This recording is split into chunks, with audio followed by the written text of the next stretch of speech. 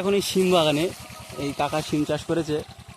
এই কাকা শিমে জল দিচ্ছে, যে কাকা হলো আব্দুল মালিক মন্ডল। কাকা কি সার দিচ্ছেন? কি সার ওতে? ইউরিয়া দানা সার। তোর পরে পরে কাকা সার দিচ্ছে, ইউরিয়া দানা সার। দেখুন ইউরিয়া এবং দানা সার একসাথে মিশিয়ে দেওয়া হচ্ছে।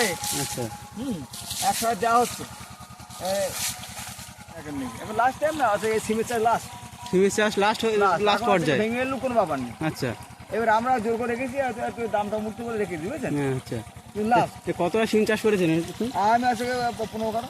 15 কাটা। তো সিমের ফলন কেমন হয়েছে? খুব ভালো ফলন, খুব ভালো ফলন। খুব ভালো ফলন, না? যাক, বাজার ভালো আছে? বাজার ভালো, মানে সেই আমরা বিক্রি করেছি 75 টাকার থেকে বিক্রি করেছি। তখন কানায় মন ফল। কিন্তু একটা জিনিস করছে, একটা খাতা বাদ দিয়ে একটা খাতা সেচ দিচ্ছে। ওটা সেচ দিয়েছে, এটা আর দিচ্ছে না।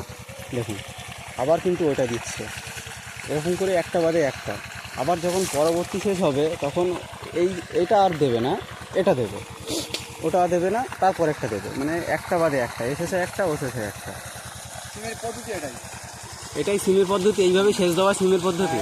নইলে এর আলু তৈরি হয়ে যাবে। যত এক সাইড নরম, এক সাইড সব থাকবে। হ্যাঁ, হ্যাঁ। তাহলে আলু তৈরি করতে ও সক্ষম হবে না। মানে আলু, তখন আলু হলে গাছ ক্ষতি হয়ে যাবে। আচ্ছা, গাছের গোড়ায় আলু তৈরি হয়ে গেলে সিম গাছ নষ্ট হয়ে যাবে। আচ্ছা, আচ্ছা। সেই জন্যে আমাদের খুব মানে সতর্কর সাথে কাজটা করতে হয়। কাকার এই যে সিম ক্ষেতটা, এটা 3.5 কাঠা মতো হবে। তা সিজনের সময় কত করে? 4 মণ করে, 4 থেকে 5 মণ করে কাকা সিম পেয়েছে সপ্তাহে।